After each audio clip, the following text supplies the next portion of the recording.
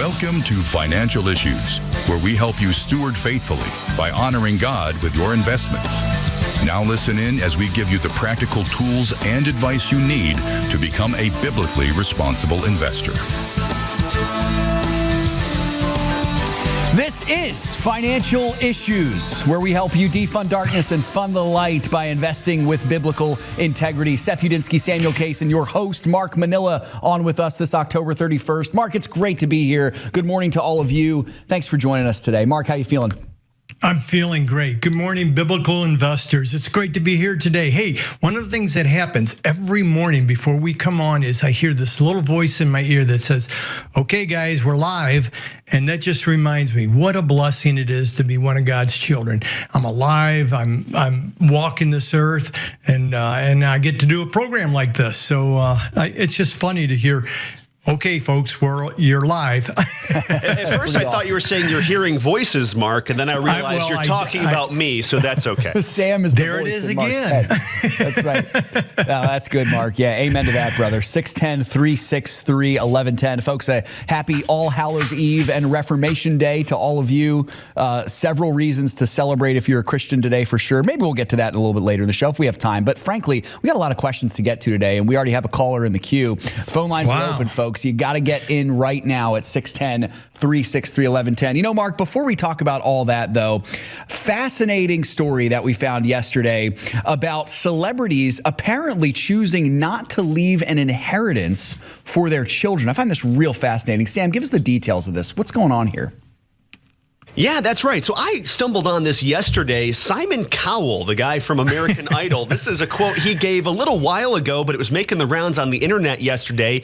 He came out and said that he has absolutely no plans to leave any sort of inheritance to his kids. He's worth something like $600 million, but he says instead he does not believe in, quote, leaving wealth generation to generation. He says, I'm not too interested in money, and I don't want some pot of gold for my son. They can do what my parents said to me, college will be paid for, and then the rest is on your own, basically. Other celebrities are saying this as well, including Guy Fieri, Mick Jagger, Bill Gates, Ashton Kutcher, and many, many more. Most of them saying that they simply don't want their kids to be spoiled and, of course, want them to be self-reliant. Juicy topic, Mark. What do you think? Yeah. Well, I think it's admirable that they don't want their kids to be spoiled. That's especially coming from the likes of those people who have been pretty spoiled in this world right now. So I think that's a good thing. I remember Paul McCartney raised his family in a 2-bedroom house. Granted, it was on like hundreds of acres in Scotland, or I think it was in Scotland, but you know, one of the richest musicians of all time. And he was the same way. He wanted them to be humble and to realize that it's just not all given to you, and to understand what's really important in life. So it's a good thing on one hand. On the other, I got to wonder about that because, you know, $600 million, we're talking about hundreds of millions of dollars here. And from a biblical perspective, I remember that verse that says, a good man leaves an inheritance to his children and his children's children, which implies to me that as parents, we should try to do the best we can with all God has given us, and then to pass it on to our children's and our children's children. But I think we need to dig deep into this before we just say, well, they're all wrong on that, because really what it comes down to is stewardship while you're alive. Remember, back in Jesus' time, back then, we had multi-generations of families that would live in the same house. In fact, when a child his son would get married, they'd build another room on the house for that family to be part of the household. And what happens is then, if let's just say that the father would have a business, whether it's a farm or a sheep farm or a camel farm or whatever, and they'd be developing, well, the children would work that farm with them, and they'd learn the ins and out of the business, and effectively they were learning their inheritance, not just the wealth of the camels or sheep or the business, but also the wisdom that goes with managing God's wealth would be handed down, while the patriarch was still alive. One of the issues we have today is people are becoming very, very wealthy and then leaving this huge amount of wealth to children who have not participated in anything, and the parents have been too busy to pass on the wisdom of managing godly wealth. So what happens is oftentimes as the kids get this money, they go crazy, they die of drug overdoses, they go into major depression because they can't buy happiness, and they don't understand why all this is happening to them.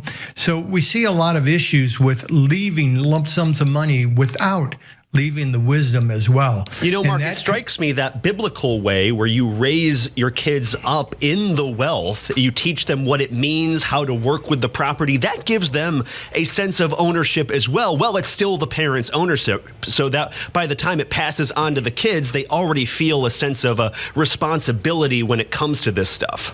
And faith and wisdom is also passed on with that. So that all comes together. So effectively, by saying, I don't want to leave my kids anything, what they're saying is, I didn't have time to pass on the wisdom, so I don't want to risk leaving them a lot of money. At least that's how I take it. Now, that's not all the time that's there, but it could be. One of the responsibilities, one of the acts of stewardship, I believe, as a father, is to pass on wisdom to our children. Even if they laugh at our wisdom currently, like teenagers often do, it doesn't mean that it's not seeded and seeking and then starting to grow inside them.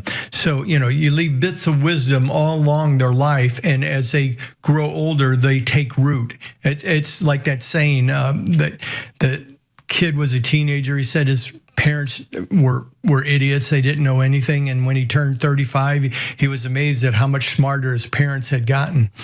Yeah. So, right. So I think part of the inheritance has to be wisdom and faith. Otherwise, you could leave them in a lurch.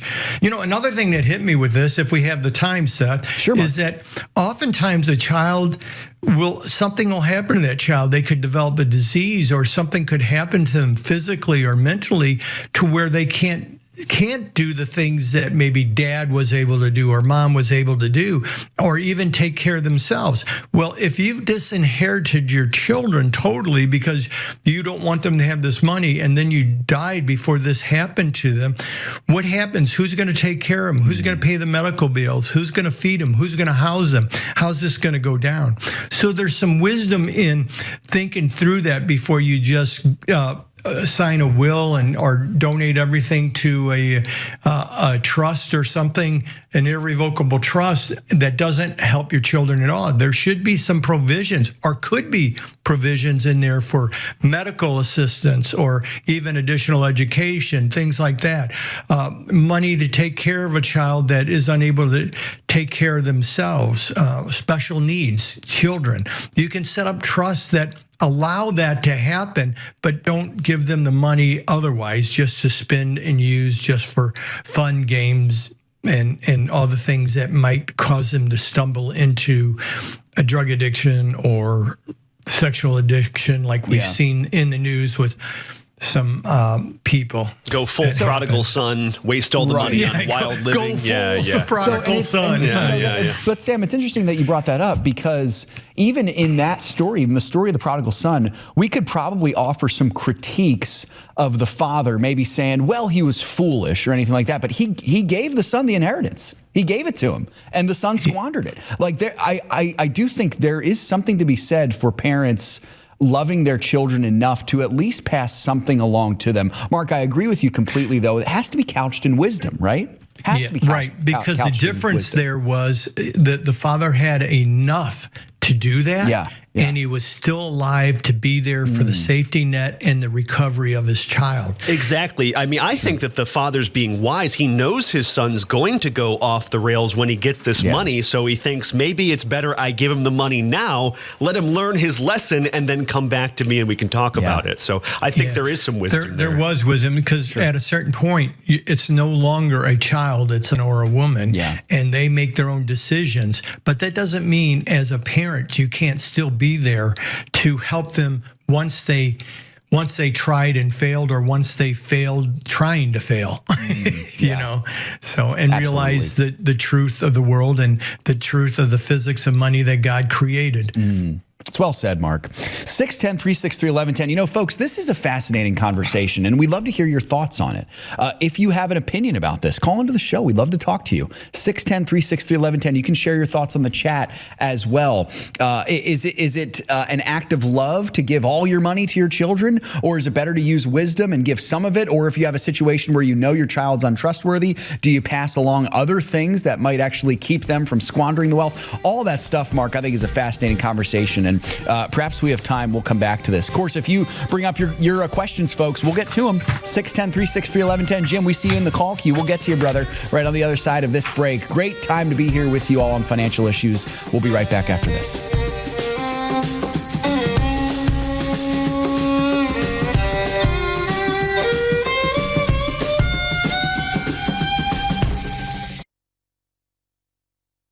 There are moments in life that define us. Choices determine the courses we take. Choices.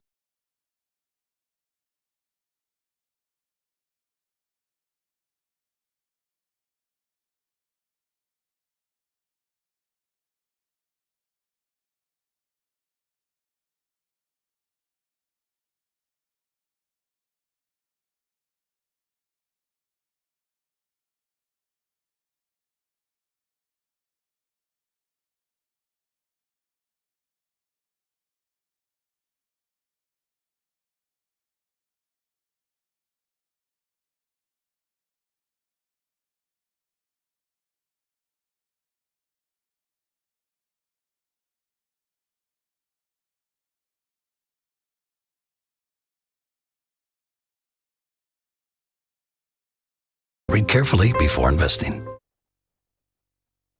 In a world where financial decisions can feel overwhelming, it's easy to lose sight of what truly matters: our family, our faith, and our future. With financial issues by our side, we can invest knowing that our financial decisions are in line with our values. Take the first step today and become a Financial Issues partner to access rich online resources, training tools, and guidance for biblically responsible investing. Head over to financialissues.org and learn how to invest your money in a way that honors God. That's financialissues.org.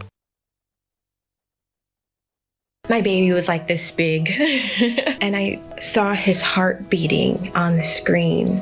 I went from, I don't want this baby, to talking to my child on the screen. That sonogram changed my life. I went from just Candace to Mom.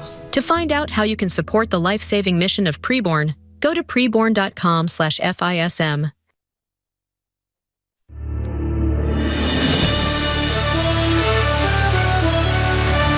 Folks, it is an interesting conversation, and we'll come back to it, that question of inheritance and what you can do to bless your children. We actually have a question lined up that has to do with that. We'll talk about that in a little while. Before we get to that, though, folks, you know, today's show brought to you in part by our friends over at Preborn. I can't say enough about the good work that Preborn does in saving babies from abortion and bringing the gospel to mothers and fathers. It is an amazing ministry, and we hope that you will partake in the good gospel work that Preborn does. Preborn's everywhere now, Mark. I mean, they're on seemingly every large conservative news outlet, from the Daily Wire to Tucker Carlson to Candace Owens to everywhere in between. And as you all know, those are there's some differing worldview opinions among each of those, but all of them agree that Preborn is a worthy cause to support, which is pretty cool. So you got to check them out, preborn.com. That's great. 610-363-1110. Mark, we got a call in the queue. Let's get to Jim. Jim's calling from Florida. Jim, good morning. You're live on Financial Issues. Okay. I'm calling regarding your constant drumming on lowering interest rates. And I hope you'll let me get this out. I understand by lowering interest rates, the federal government can borrow more money, run up our debt, and pay less for that. You know, they're paying more on the debt now than they are on defense. I understand we're a consumer nation, so it's going to get people to buy more on their credit cards, which is already over $1 trillion in debt and that, buy things that they don't need, take vacations they don't need. But the real question about this that I have, I'm one of the 78 million people over the age of 70. and I don't want to be pushed into the stock market to try and make some money. I want to get more than 1% on a safe investment, not the stock market, but CDs, fixed terms annuities, money markets. What about us? That's my question. Well, you just laid out some really good information that I think is very important. There are way too many people using credit cards. There are too many people borrowing. There are too many, and it doesn't matter where the interest rate is. I don't know if you've caught all the headlines over the years, but ever since I've been in the financial industry, which is half my life, 30 some years, almost 40 years now, the statistics come out and Americans are borrowing more and more, and it's at higher rates and all this kind of stuff. I think it's wonderful that the rates would come down for those people who do have that debt to make it easier for them to take care of it, but it'd be better if they didn't have the debt and they just lived within their means. As far as the lowering of the rates affecting your income, I can understand why that would bother you too, but we don't need high rates to make it worthwhile. What we need is lower inflation. If inflation was near zero, which is a possibility if we wouldn't keep pumping so much money into the economy, your interest rates being 2 or 3% would be perfectly fine because you'd be 2 to 3% above inflation. So it wouldn't be a bad deal. The main reason for higher interest rates, inflation has to be 2% or more, which is a fallacy. It's a construct of our government, of the world order, of everything else. So I appreciate what you're saying, Jim. I like what you're saying. I think if we could get it all together and start getting interest rates down, as letting interest rates float to where they need to be normally through the capital markets and not through government intervention, and get inflation down as well, and let that seek its own level from the capital markets instead of government intervention and the printing of money, we would see a much more balanced world and a much more comfortable world. I think you're right on, Jim. It's not us drumming the beat on lowering interest rates.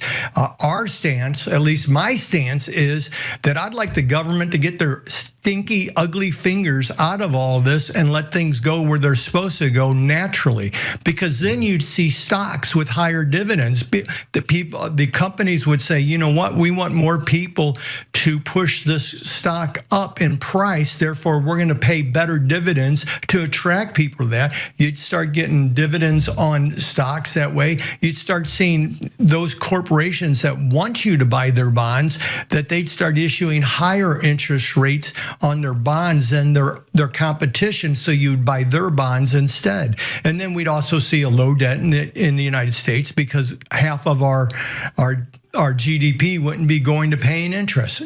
Jim, you and I are pretty much in line, really. It's just we say it a little bit differently. Well, the problem I have with that is, banks, if they can borrow their money from the government at nothing, they're not going to buy my money for a CD. And it's lower interest rates mean lower money for fixed term savers. That's just a fact. Yeah, it does. And that's, again, if you want the banks to be the person controlling your retirement, effectively what you're saying is you want the government to be subsidizing your retirement by keeping rates up. I don't agree with that at all. I think that when you go to the corporate world, you could buy bonds. You could buy bonds in the open market, and they will compete, and the interest rates will be fair in adjusting for inflation and everything else. So you don't need to go to the government to guarantee you a minimum rate. Part of the reason that CDs and stuff are so cheap is because they're backed by the full taxing authority of our U.S. government. When the government gets into this, they then control it all, and that's how they control you and me. That's my feeling. Jim, I really appreciate your call. I'm glad you're thinking it through, but think it through to the end, where we don't want the government controlling our livelihood or how we make our money or where the money comes from. If the government held the interest rates high artificially, we'll see inflation staying high artificially. So nobody wins there. Nobody wins. software is the slave to the lender. I mean, that's, there you go. That's there you where go, it is. And the stock market. When I first got in the stock market, 12 to 15 P to E was normal. Now it's well over 30. Oh, in some, I was just looking up the average for the software industry last night, and the average right now is between 50 and 65 for the PEs in the software market. It's crazy. You say 10 to 12 was yours. When I got in, it was 8 to 10% was the norm. So what we're seeing is inflation in PEs as well. That's a whole nother story, though, because there are natural inflationary issues going on with that. Along with the artificial ones from the trillions of dollars pumped into the market. But we have about 30 to 40% less stocks on the New York Stock Exchange than we did back in the day when I was new in the industry. We also have probably 50% more households in America chasing that same amount of inventory. So there are inflationary things there that push these stocks up. You have more and more investors seeking after less and less stocks on the exchange. So we could do some adjustments there, and we would see a rise. Maybe 15% would be an average, or 20%. I still don't like that. I don't know. I haven't done the numbers on that, but you're absolutely right. The pumping of money into our society, into our economy, is one of the major reasons we've had such an incredible bull run for so long right now. And that will come to an end. As we saw yesterday, we talked about the government or the Federal Reserve now stopping buying back or selling off or whatever they do to reduce the money supply. They're going to let this money supply run by itself for a little bit until next month, I guess. Thanks for your call, Jim. Appreciate you, Jim. Thank you for calling, brother. Mark, I'm glad that you mentioned that to Jim. It's such an important lesson, folks. When the government sticks their grubby hands in places that it doesn't belong, it never works for anyone. It always ends up. And it seldom works. It seldom works. Yeah. Absolutely. It's so tempting. It's so tempting to give all control and hope to the government. Mark, I got Ronald Reagan in my head. I'm from the government and I'm here to help are the nine most dangerous words that you can hear. And it's true. Yeah, it really absolutely. Is. You're far better off having control of that stuff, letting the free market play out, than handing it over to the government. Could be too hard of a stance for my part there, but Mark, I appreciate how you handled Jim's question there, and he's asking a good question. It's a general statement to say things like that. I mean, there are purposes for the government. Yeah. And if they would stick to the primary purposes first and the secondary, it would probably make sense. Do I like the idea that banks have some protection? Yes, I do. It keeps our system running well. Do I like that there's a lot of restrictions on their lending and their borrowing? Absolutely. I love that the government has put these things in place. I'm saddened that the Glass-Steagall Act is gone, but that came into effect after the 1930s crash, 1929 crash. But there are things the government does and does well, or should do well, protecting the people, helping to bring everybody up by protecting the nation itself, protecting its borders, protecting it physically against invaders and people trying to harm. Right, uphold law. The government is needed for these things, but it's gone way beyond that, and they're focusing more on control and manipulation, I think, right now, or they have been for the last, I don't know, probably my lifetime.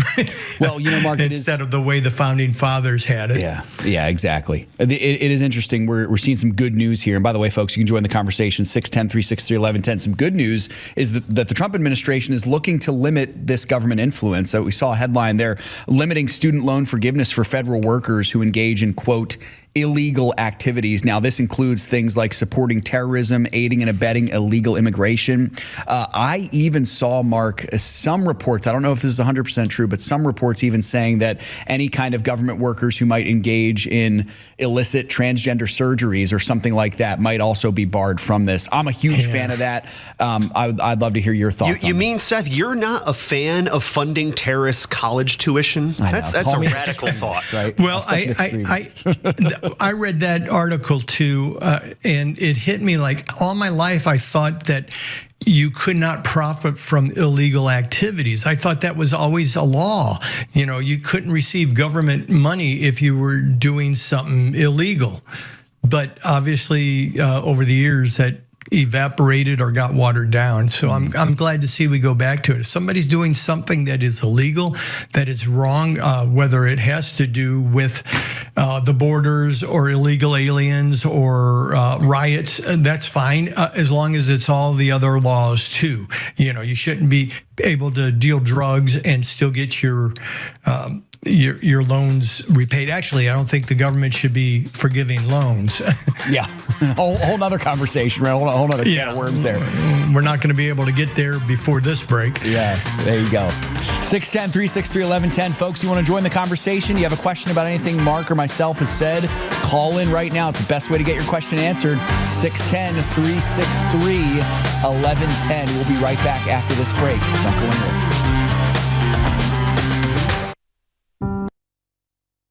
In the last 10 to 15 years being in ministry, being married, something that has been constant in our lives is Samaritan Ministries. As we've moved, we've had babies, we've had different things come up, we have just been able to rely on Samaritan in ways that we never really even thought about before becoming members. Our heart's desire is to plant roots and be in a place for a really long time. It's how we were raised. We see the benefits of that, but we also see the open-handedness of being used by the Lord wherever He calls, because we just assumed when we started pursuing church planting, the quickest way to get from point A to point B is a straight line. And with the Lord, sometimes you find out it looks a lot more like this. And yet, Samaritan was with us through the entire thing. We didn't have to look into, we have to change insurances now because we've moved states or whatever the case may be. And it's just been a real blessing to us in different phases of life. We're the Gen X. And we're Samaritan members. I started investing close to 30 years ago now. All that time, I had never heard anyone talk about setting up your portfolio in a way that glorifies God. When I first heard about it, I was listening to the radio, a show called Financial Issues. They were teaching people how to honor God with their money. That made a lot of sense to me. I guard my heart, my mind. I watch my mouth, hoping to bring glory to God in everything I do and say. Well, why wouldn't I want to do the same with my money?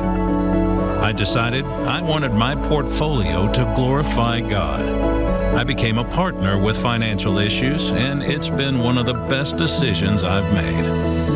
I want to leave a legacy of godliness for those who are following in my footsteps. Invest your money in a God-honoring way. Go to financialissues.org.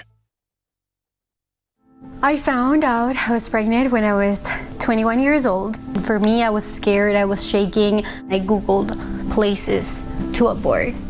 We drive there, and as soon as we get there, I open the door, and the first thing that I see is a bunch of Bible verses in the walls. They gave me a little counseling session, they gave me the pregnancy test again, and they do an ultrasound.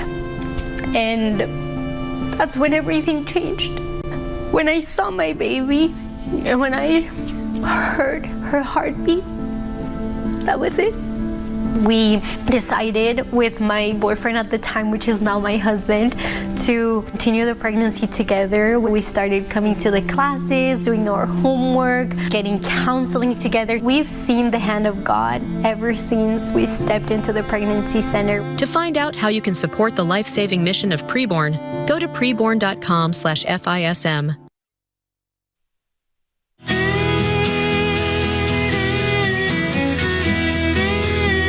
610-363-1110. Guys, you know, today is Halloween, All Hallows Eve, obviously, and I know that, you know, this is a day that a lot of people in the culture celebrate all things that are spooky and scary, but let me tell you guys, there's something that's even scarier than all the ghouls and witches and all that stuff. It's companies that are giving shareholder dollars to fund transgender surgeries, and that's what Nvidia is doing. And it's, I say it in tongue-in-cheek, obviously, but in all seriousness, it's a ghastly, terrible thing. And Mark, I'm so grateful that we at the ministry here have. Amen. Yeah. And we really would like you. I think we're gonna pull it down today. So today's the last day. If you haven't signed the petition, please go out to it. I know there's a lot of reasons why people say that Nvidia is doing this. Some are saying because they're domiciled in California and there's laws out there that are forcing them. Other people are saying some silly things, but it really comes down to you don't have to be in California. You don't have to be domiciled there. You don't have to do these things. But worse yet is they're not just given a benefit that maybe or maybe not the government is forcing them to in California, but they're saying they're proud to do it. And that's where it comes in, is they're promoting the mutilation of children and putting drugs into children and stopping their normal growth. So there's a lot more that goes into that than just California is messed up. Mark, I think that's the ghastliest part of it. And the simple fact is we just want Nvidia to make computer chips and to be the chip darling and to do their thing. And they have, I believe, it well. Yeah, and they do it really well. But they have sinfully stabbed their investors in the back. And so we'll have no by their statement. Yeah, absolutely. By their statement of proudly helping, paying for the transitioning surgeries and drugs. Anyway. Yeah, absolutely. So go ahead and sign that petition there, folks. Do that right now. And cue your call up now as well, 610-363-1110. Hey, Mark, let's get to a question, kind of bringing full circle back to our conversation in the first segment here. Okay. Roger, who's 69, is asking a great question. He says, hey, Mark, I'm looking for someone to help my wife and I set up our will and estate for our children. Is there someone you could recommend in this area, any area of the country? Mark, what would you give to Roger here as he's thinking about his estate planning? Yeah, I'm glad you're thinking about that, Roger. It's always good to be doing that. That's part of your stewardship, is not only to figure out how to do the best you can with what God has given you while you're here, but also how to pass it on, as we talked about earlier. Generally, I would like to see people move as quickly as possible to get their basic estate planning done, no matter what economic status you're at. Because if you don't put together a will, there's already one put together, and it's the will of the state. And I don't know how many people want their state to determine their will, what happens with their monies and what they've spent their whole life building and or developing, hopefully for their children. So it's either your will or the state's will, bottom line. So at the very basic, everyone should develop a will. Now, should you have a trust, and what kind of trust that is? It really depends on what your estate looks like and the complications of your estate. So different levels of economic stratus would determine how complicated this has to get. But a simple will can do everything a will and trust can do if you want to go to a 60-page will. But if you're going to a 60-page will, you can simplify some of those transfers and avoid probate by going into a trust, setting up a living trust as well.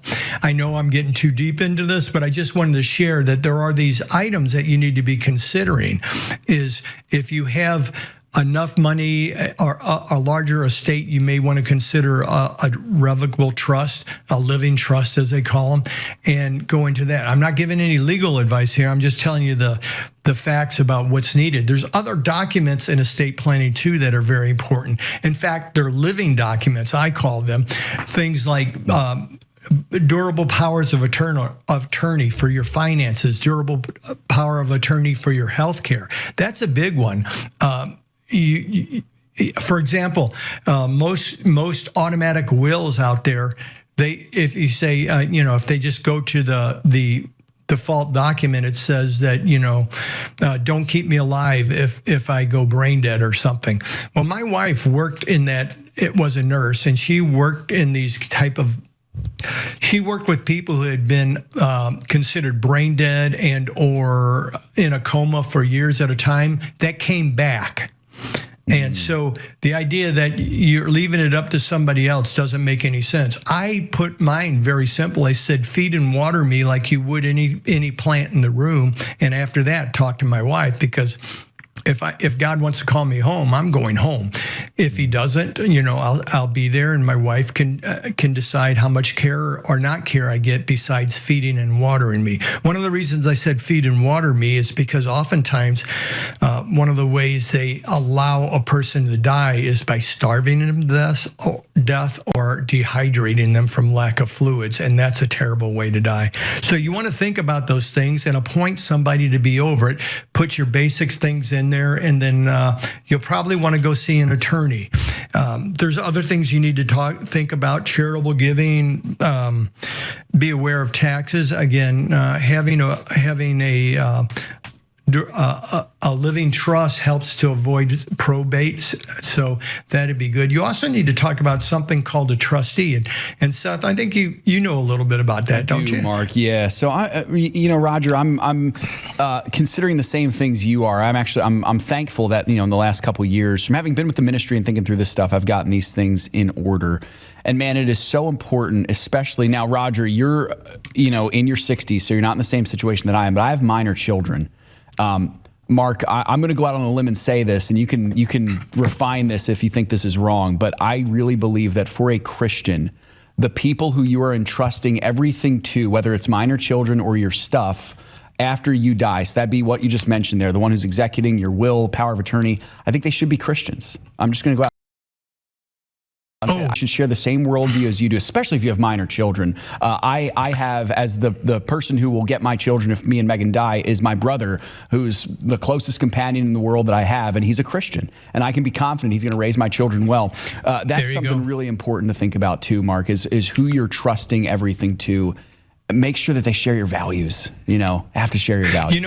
Another issue with this is if they don't have your worldview, ugly things can happen. Yeah. I can remember, and my mind's just floating back to clients who came in, and we're going through the estate planning process, and they're almost in tears, like, well, none of my children are believers, and I don't want them to be the executor on our will, but because I don't want them to have durable powers of healthcare because they're all in for donating all my organs before I die. Right. And I don't want that to happen. They don't believe like I believe, and they don't know who to turn to. So you need to choosing your executor is so important. Yeah, and even Mark, it comes down to having conversations with these people. Like, you can make it so easy. If something were to happen to me and Megan today, my brother knows exactly where the will is. He knows to get there. But if I hadn't talked to him about that, he's grieving my loss and also panicking, knowing that I've assigned him all this stuff, but he doesn't know where to find it. It's just, it takes simple steps, Mark, to be able to do that. Just tell people. Right. Take the pain off them. They don't need any more pain at that point. And everybody's afraid to go see an attorney because they hear about the $10,000, $20,000 for wills, trusts, durable powers of attorney, healthcare powers of attorney. But if you don't have a large estate, you might want to entertain going out to trustandwills.com or some organization like that for a couple $100 can put it all together for you and take a look at that. And then if you want, hire an attorney to review it for a couple $100 to make sure it's correct. Simple acts of stewardship that, Mark, if the worst happens, it's such an act of love to the people who are left behind. I'm not going to care. I'll be in glory. But they're going to have to be the ones who are left behind with all this. And it's such an act of love for them. That's great. Hey, we got the Ag Report coming up here, folks, and then more financial issues on the other side of this break. We'll be right back after this.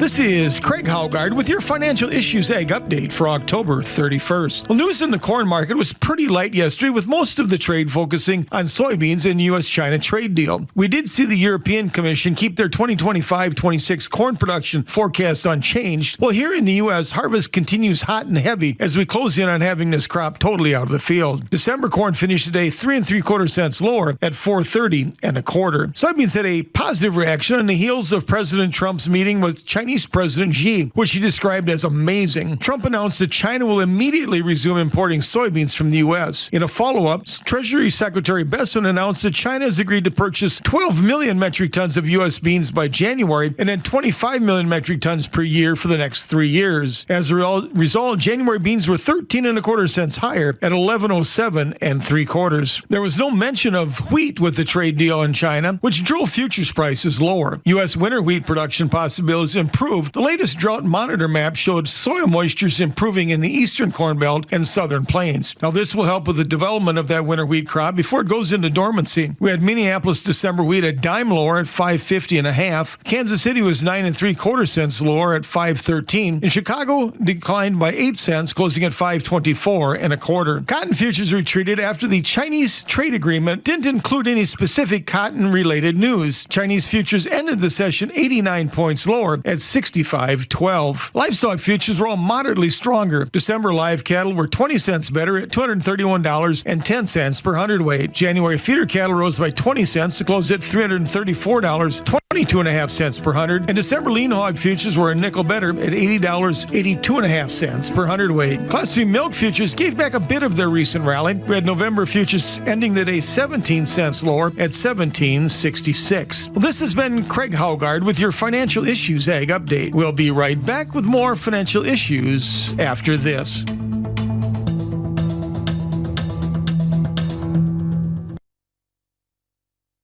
Are you tired of the chaos? There are a lot of things that make noise, but only a few that truly matter. As a parent, I want to leave something that will last for a long time. Invest $300 a month increase on unmanaged by the time you retire. Not just an inheritance of money, but a legacy of godly values. Here at Financial Issues, we want to help you grow your money, but our main goal is to help you honor God with the money that He's given you. Invest your money in a God-honoring way. Go to financialissues.org.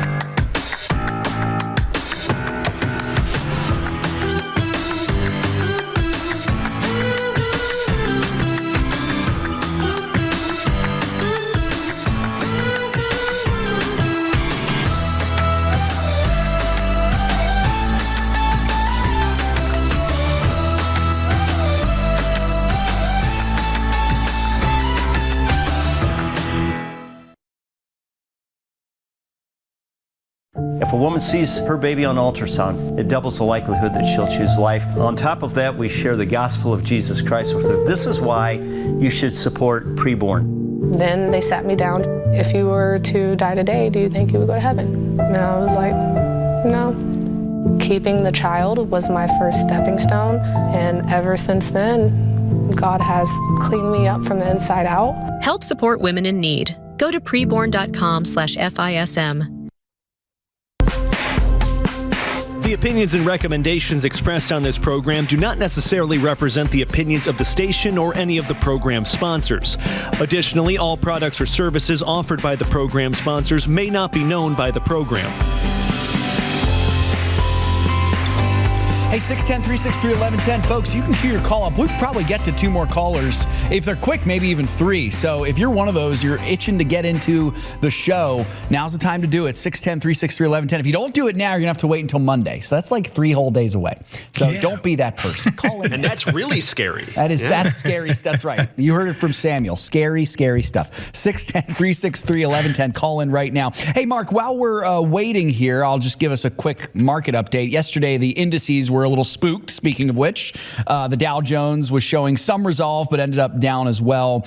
Dow Jones finished below around a 0.25 percentage point. The S&P 500 was 1 full percent down, and the NASDAQ was creeping towards 2 full percentage points down. But this morning, the markets have regained their resolve, it would seem. So the Dow Jones, S&P, and the NASDAQ all up. The Dow Jones basically flatlined, but the S&P is up 0.5%, and the NASDAQ is way up over a full percentage point. So what we're looking like this morning with the markets. And that makes sense considering that a lot of the big tech and a lot of the technology in general pulled back over the last week. So as people took some profits off the table, now they're seeing some entry points they like. I still think they're way overvalued, but you know. Speaking of scary stuff, right? Yeah, speaking of scary stuff, look at the markets. No, all good. They can be overvalued, and we can still march forward in calmness and resolve, knowing we got a good strategy, right, brother? That's a good anchor for the soul. So, that's right. Amen. Good stuff. Hey, Mark, we have a question from Roger. He's 68. This is a different Roger from the previous Roger. He's saying, hey, Mark, I just looked at Marcus Bank's CDs. They have CD rates in the near 4% range without an early withdrawal penalty. Are these CDs similar to those back in the 90s? Are they trustworthy? What do you think, Mark? Interesting thought. Marcus Bank, that's, if I remember correctly, that's Goldman Sachs, a wing of Goldman Sachs, and it is FDIC insured, just like any other bank would be. So I don't have any worry about the safety of that, because it's like going to any bank at that point. How is it like the 90s? I guess maybe the comparison of high interest rates, but in reality, the interest rates were much higher in the 90s than they are now. So I wouldn't compare it that way. But I can tell you the main difference that I really like about these CDs is the ability to, after like a short period of time, you can surrender them, get your money back without losing any interest, like after 7 days. So I think these make good sense under today's environment, especially since they're paying, if the rate is where you're saying it is at 4%, which I think they are around that at this point. You're getting more benefits like the ability for early withdrawals without penalties. You're getting a money market rate of about 4%. So you're doing okay across the board with these, and you're not having to tie up your money for a year or 3 years. I like the idea. I think it's a good use of your money, Roger. Awesome, Mark. Good thinking. Yeah, very good. 610-363-1110. We got Jason in the call queue, Mark. Jason's got a good question for us from the great state of Texas. Jason, good morning, brother. You're live on Financial Issues. All right, great. Hey, thank you all. Good morning. Good morning, Jason. I'm glad you're calling in. How can we serve you this morning? Yeah. Appreciate y'all having me. I've got a good problem. I've got $1 million of ordinary 1099 payroll coming in for this year, and that's a big tax burden. I was just curious if y'all could advise on how I can invest that, because I'm losing a significant amount of income, about 75%. So I need to try to generate that loss with investments. And I'll just mention that I do know about short-term rentals. Okay. So my understanding, and help me make sure I get this right, you have $1 million coming in from just payroll this year, and that's dropping down to $250,000 next year, and you're going to try and make up that $750,000 with investments. Is that what I'm hearing? No, I've got $1 million coming in 1099 NEC, but my income's going to be dropping what I'm used to from $200,000 to $50,000. Okay. So going forward, I'm going to be a W-2 employee making $50,000 a year. But this year, in previous years past, it was $200,000 in 1099 NEC. So basically, I've got about $1.2 million coming in for 2025, and I'm just trying to see if you can offer some advice on how to invest that. Yeah. How old are you, Jason?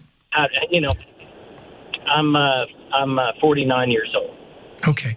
Well, congratulations on what you've done in the past and the way things have gone for you. I really appreciate that. It sounds like you were a good entrepreneur for a while, and congratulations on your heads up, realizing how easy it was to acclimate to a lifestyle of $250,000 and how hard it's going to be to reacclimate to a $50,000 income and needing to supplement that as the adjustments are going on.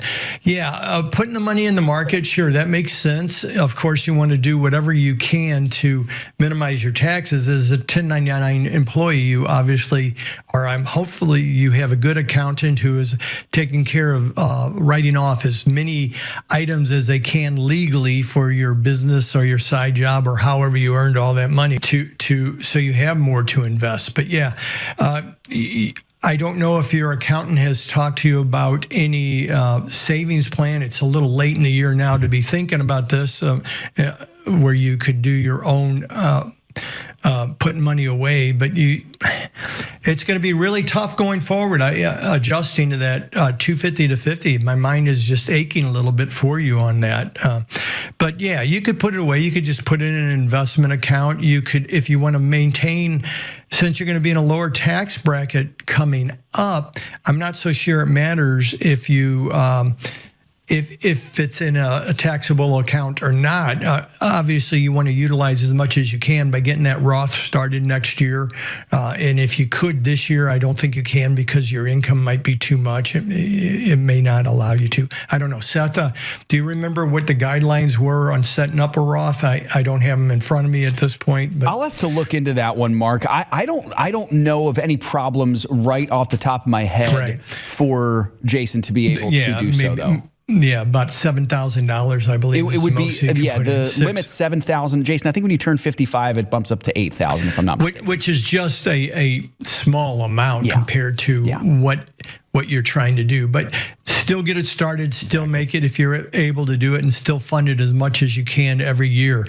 And that would be a good thing for you. Then you could put the rest into an account, a non-qualified account, where your gains in that account, your capital gains, long-term capital gains, will be taxed at a very low rate, even compared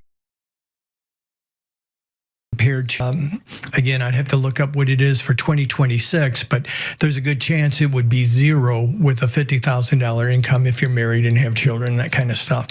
So that would be a good way to go into the growth at your young age. I would be going into the growth portfolio, the growth strategy on the Partners Hub. Hopefully you're a partner, and if not, I'd take $132 of that $1 million that you received and become a partner, and then go in and look at the different asset allocation models, go into the growth model, and start fulfilling that with all those, with a lot of that money you have. I would also put aside probably up to a third of it right now.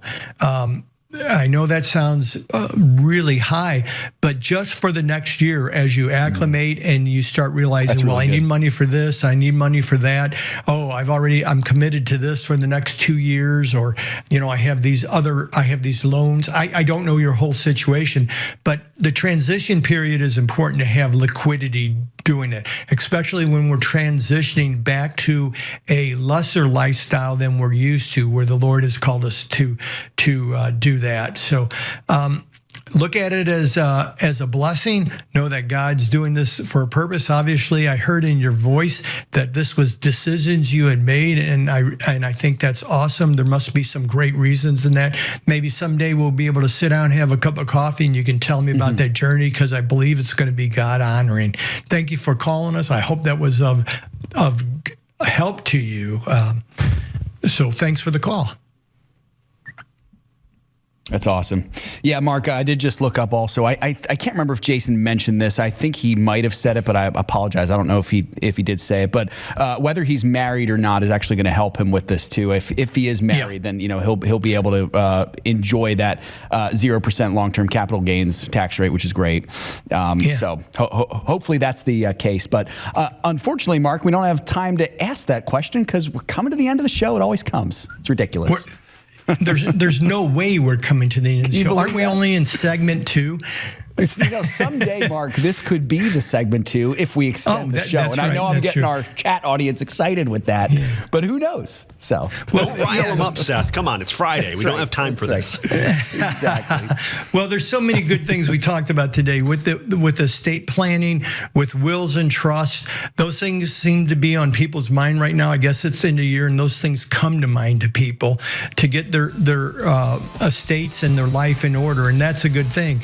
And coming up somewhere in the near future, we're going to talk about getting things in order for next year as well. Something a little shorter than eternity planning, but we're going to be planning for what to do to make next year the best year of your finances in a very soon, I think after Thanksgiving even. So we want you to join us in that. And I want to thank you for being with us today, and thank you for honoring God with your investments. God bless everyone.